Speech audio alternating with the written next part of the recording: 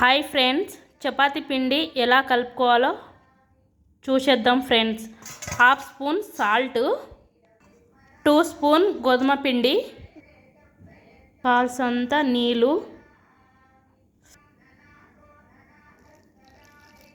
కొద్ది వాటర్ వేసుకొని కలుపుకోవాలి. కలుపుకుంటా వేసుకోవాలి వాటర్. బాగా మెత్తగా పిసుకోవాలి ఫ్రెండ్స్. బాగా పిసకాలి పిండిని. ఈ విధంగా చేసుకోవాలి. ఆయిల్ కావాలనుకుంటే ఆయిల్ వేసుకోవాలి, లేకుంటే వాటర్ వేసుకోవాలి. ఈ విధంగా కలుపుకోవాలి స్మూత్గా. ఇగో ఇలా వేలు పెడితే ఇలా పిసుకోవాలి. దీనికి క్యాప్ పెట్టి ఒక హాఫ్ అన్ అవర్ ఉంచుకోవాలి ఫ్రెండ్స్.